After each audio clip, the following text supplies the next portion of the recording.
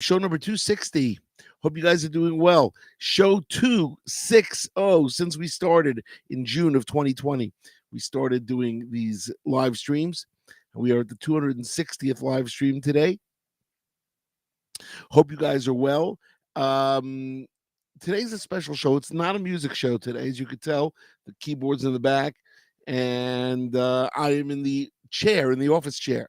So we're going to try a little bit of an experiment, see how that works. Uh, I believe the chat is in play, meaning I should be able to see what you guys write to me. Although in the past that has not happened. Yesterday I could not. Nobody wrote to me, even though you guys did, but I never saw it until after the show. So hopefully we're gonna do that. But today we are going to talk about how I wrote Daniel in Babylon. We'll talk about the new release of Schlock Rock 40, Schlock Rock 40, the Big Six, the new release, which will be coming out any day. We're going to say hello to our associate producer, Judy Hertzfeld, who is here. And she is not here in Israel, but she is across the way in somewhere in New Jersey. I know, somewhere in New Jersey. So today is Dallas Stars night. We are paying tribute to the Dallas Stars who lost in the semifinals to the Las Vegas Golden Knights. Now we have a Stanley Cup final of the Las Vegas Golden Knights and the Dallas Stars. So those the Florida Panthers. Las Vegas Knights, Florida Panthers. But they're not called the Las Vegas, they're called the Vegas Golden Knights. There's no Las, the Vegas Golden Knights. Anyway, so today's show brought to you by the Four Corners Project. The Four Corners Project, a 501c3 organization that spreads Jewish education through music and media.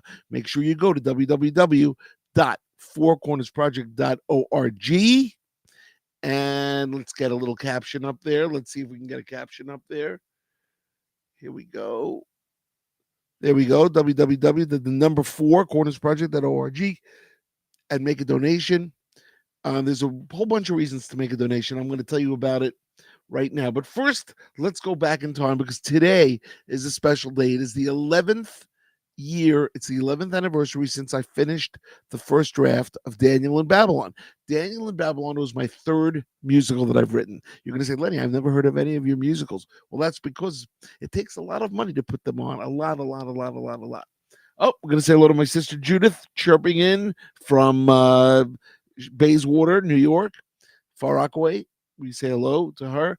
Anyway, so it just costs a lot of money to put these things on. So we will get it done. It will get done, ladies and gentlemen. I promise you.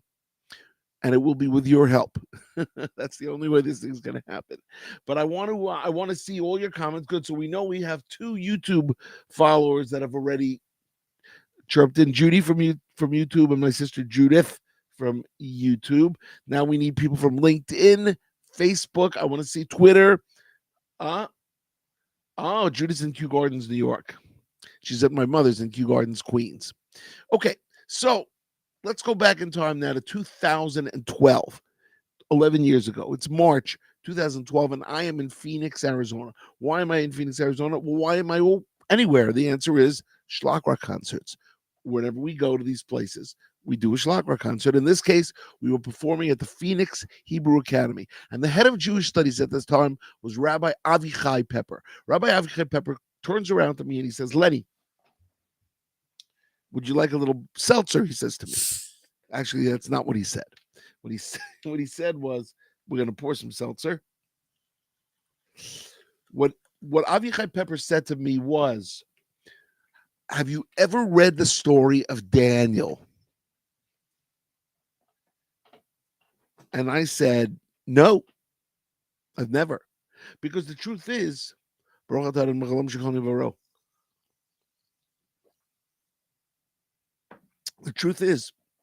don't learn Daniel in yeshiva. I went to MTA, I went to Yeshiva Central Queens. Daniel is in the back of the Tanakh. It's in the Ketuvot section of the Tanakh. The Ketuvot means the writings by Ezra, Nehemiah, the 5 Megillot, Mishle, which is Proverbs, Divrei Hayamim, which is Chronicles. It's all the way in the back. So we don't learn it. It's just not done. You don't really learn Daniel unless until you get older, and then you say, "Oh, you know what? Let me take a course in Daniel, or let me go to a YouTube." There's a lot of YouTube classes on Daniel. So I read the book, and I read the story, the Sefer Daniel, and I said, "Wow, this is unbelievable. This is action. It's drama." And lo and behold, I decided I would write a musical on the Book of Daniel, and the name of the musical is called Daniel in Babylon. But that was just the beginning, because at that point, I went back to Queens. I had a meeting with a teacher or professor of biblical criticism in Hebrew University. And he actually lives across the street from me, but he was on fellowship in New York. So I met with him and his wife, Michael and Eliza Siegel, and I said to them, okay, we're going to do a musical on Daniel. How would you write it? And he said, you write it using the text. Don't use Midrashim. Don't use Zohar. Don't use legend. Use text. Because when you write it for text, then the whole world will be able to relate to it because the both the non-Jewish community and the Jewish community have the same book of Daniel. It's the text is the same. I said, very interesting. So, and that's how I got started. After my consultation with him, I went back to Israel and I started writing. But if I tell you, writing, it was unbelievable. In the next 2 months, I wrote 26 songs. And today, May 31st, 2012, 11 years ago, I finished the last song of the musical. And I walked around the house. It was as if I had received prophecy. When you write songs, ladies and gentlemen, it's like you're receiving prophecy. It's an unbelievable thing. You're on a high. You're on a people talk to you. You're not listening to them. You can't hear them. You're on another planet. And no, I did not do drugs. For the record, I have never done drugs because I believe in protecting your hard drive. Your hard drive is up there. And so I do not do drugs. However, when you write music, you are on a high. You're on a creative high, and it's fantastic. It's really fantastic. So there I was, and I started writing songs, and the songs started coming down like water. Every morning I would go to the piano. I would take my art scroll, Daniel, and I would look at the story, and I would start writing lyrics, and I would start writing music, and the music would come down from heaven, and I would write those songs. I would start writing, and then I went up to the computer and I put it into the computer, and then I made some changes. I came down and I started, and I did that, and I kept going until I kept working my way through the musical until finally, from the end of March 31st to May 31st, I wrote the entire thing, and it was unbelievable. I knew it was going to be unbelievable.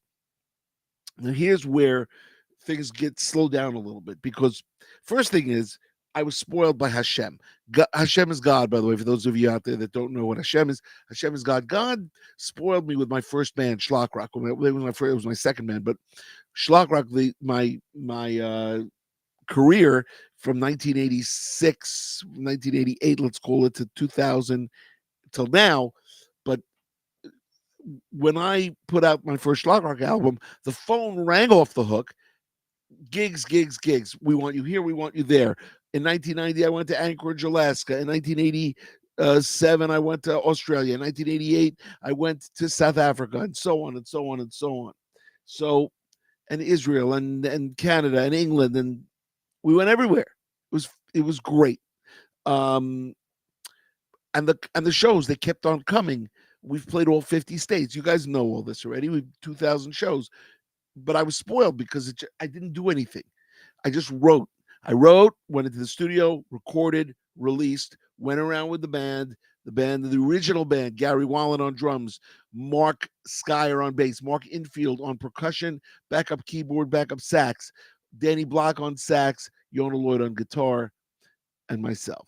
6 of us. And then we had the peripheral guys, JJ Greenberg, Oliver Shalom, who was a rapper, and David Winter, Dr. D, was also a rapper. And then there was the Kraz writing all the shtick.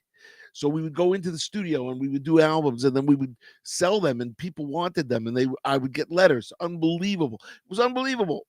So I was spoiled. Here I was, everything that I had done just zoomed.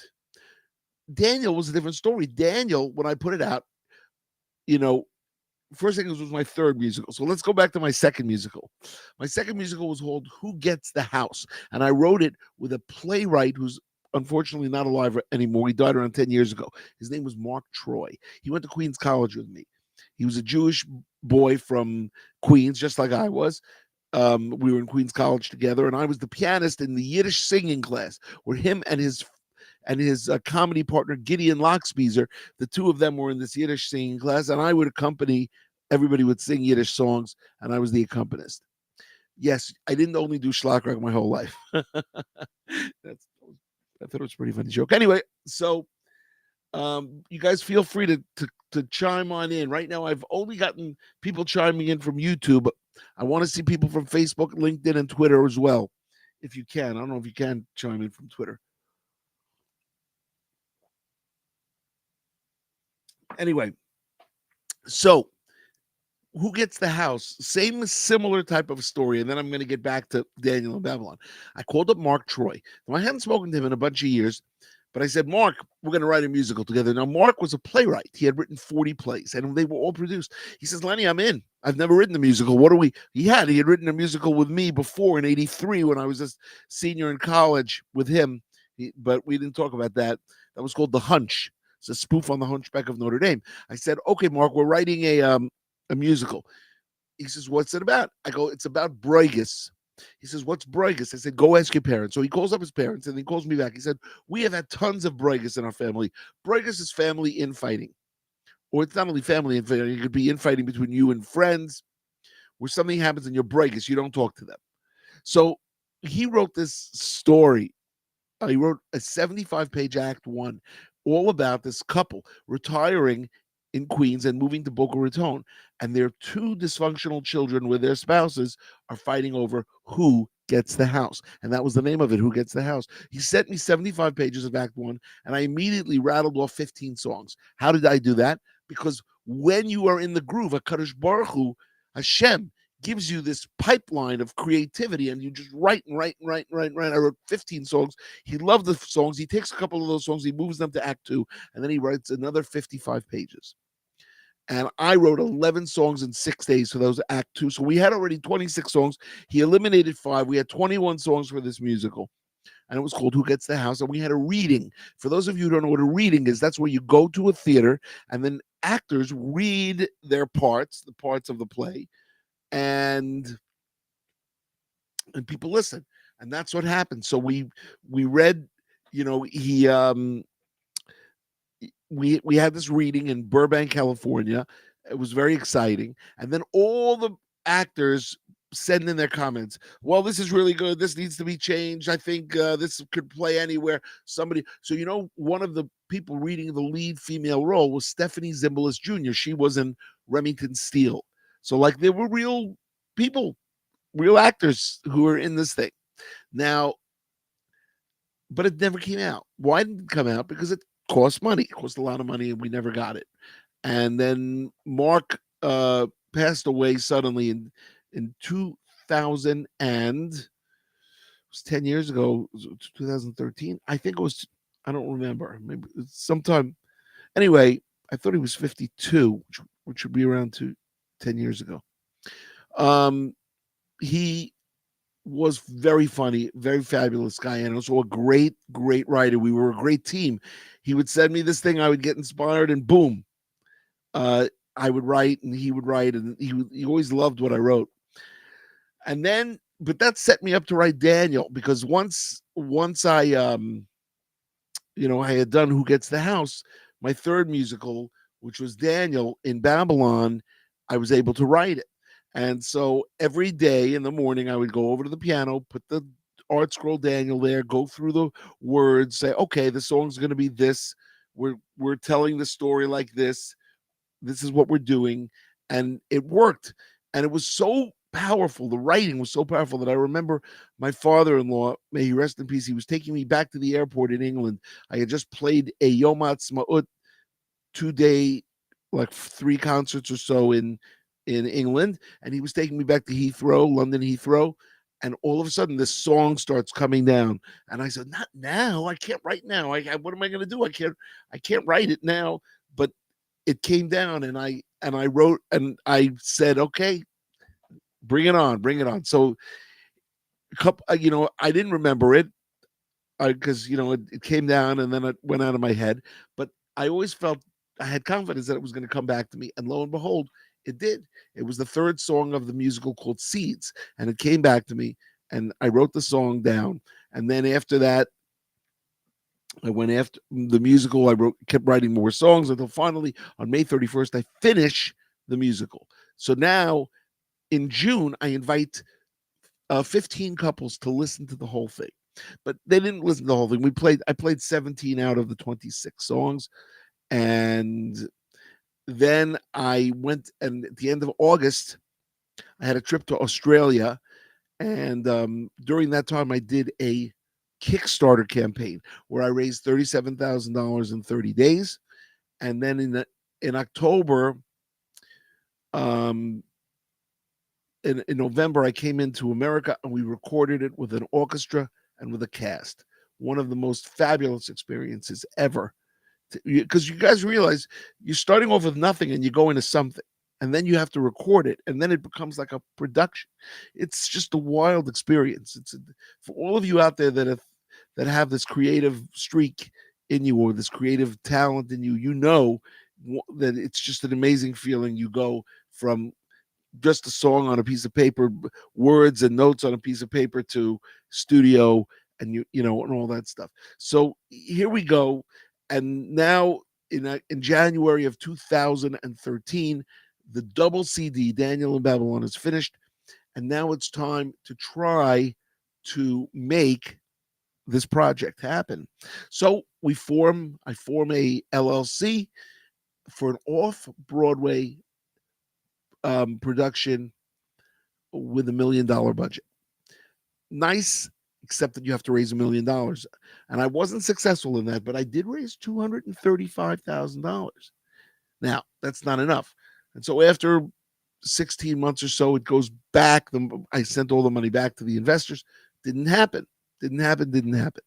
I figured, okay, Hashem doesn't want it to happen this way. In the meantime, I get a call from a Broadway producer who had been in somebody's sukkah in Baltimore, and he calls me up and he says, if you check your ego at the door and work with me, we will get this thing ready for Broadway. And I have the ear of some big time producers. And he's a very nice guy. And I did. I worked with him for a year.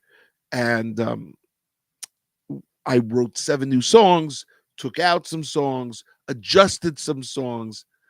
And at the end of 2014, it was now 2013, maybe it was 2015 already. It didn't work out with him because we couldn't get it together. He didn't, what he wanted to do, I didn't want to do. We didn't see eye to eye on the project. So now that we decide, I'm with my friend in a pizza place, and she says, why don't we make a movie? Oh, okay, let's make a movie. So the problem with making a movie again is it costs between $5 and $10 million to make a movie. It was always about raising the money. So I met, though, through this project, Kay Cole, who's our director choreographer to this day. She's going to produce this thing when it happens. So now we're in 2016 or 2015, I think, whatever it is. And it doesn't work out. The movie thing doesn't work out because we can't raise the money. Again, I raised another couple of $100,000, but it was not enough. So Steve Ettinger pipes in, this story sounds more like Mel Brooks, the producers. That's correct. And not only Mel Brooks, the producers, every single musical, every single movie. These things take 10, 15 years sometimes. I'm hoping mine will take 11 years because we're up to 11 years. Although you can't really count 3 years of COVID. I'm thinking it's really year 8. If you do, you got to be fair about this. So here we are. And now I am now the producer of Daniel in Babylon. I have my director choreographer with Kay Cole, and we hire somebody also as a co-producer, but he doesn't work out. It was a whole year in LA. He also was all about money. Couldn't raise money. Nobody could raise money except for me. But I wasn't able to raise the amount needed. I only could raise like a little bit. So Mel Brooks, by the way, yeah, he took him a long time to get, and you know how long it took him to get the money for Young Frankenstein? Forever, because well, maybe no, it was the producers. It was the producers that took a long time. But even Young Frankenstein and Blazing Saddles took a long time to raise money. You have to get the ear of the producer. You have to get people with means who believe in you. Um, anyway, so here we are now. It's 2016, 2017, and we start talking about pivoting, which means we'll do a short run in a theater and go back to theater instead of movie. Not bad. I get a budget, and what happens? It's now 2018 or 19. COVID hits. The next 3 years are gone, but something opens up. What opens up? The what opens up is the theatrical live stream where you film the production on stage and then you upload it and people can download it and watch it in their homes. And that's instead of going to the Broadway theater because nobody could go because you can't sit next to each other because everybody's got a mask and it's got to be properly distanced. So all of a sudden, the theatrical live stream becomes a thing. Disney purchases the rights to Hamilton, and then there's Princess Diana the musical that opens up on theatrical live stream before it opens up on in theaters and Broadway. Now it closed 2 weeks into it was not good. Got panned by everybody. I watched around 20 minutes of it and then shut it off. So, and then there was a musical Come From Away, which was a famous musical. It's still playing, I believe, today, and that also was a theatrical live stream. So theatrical live stream becomes a thing, and that is becomes our direction, and that's where we are today. So what all of this story that I told you in our 11th anniversary special show on the making of Daniel in Babylon, which is not over yet, because what we still have to do is we have to put it out, and that means I have to raise the money. Except I don't have to raise a lot. We have to raise a couple of $100,000, and we're there. So I'm asking everybody right now. You have two options. One is you could make a donation to the Four Corners Project and earmark it for Daniel in Babylon, because the Four Corners Project, which is a 501c3 corp, which is how not for profit organization, which is how I started this performance today. Their motto is to spread education or Jewish education through music and media. So therefore, they fit in perfectly with Daniel in Babylon, which teaches the story of Daniel, but it does it in a cool, hip way, and it's an unbelievable story. Because I'm biased, I wrote it. Well, we know this, Steve. What can I tell you? So that's the story. So you can either donate to the Four Corners Project, or if you want to invest, just email me directly. Very, very easy. schlockrock1@gmail.com or Lenny at schlockrock.com. Either one. There's on the ticker, it keeps going around and around and around. So I've actually spoken for 23 minutes so far, all on this, but I knew this was going to be a long show tonight. And no music. There's no music. It's a non-music show. Now, I want to tell you another thing. This will happen, Bezrat Hashem, with God's help. It's going to happen. Why did it take so long? There must be a reason. I don't know what the reason is.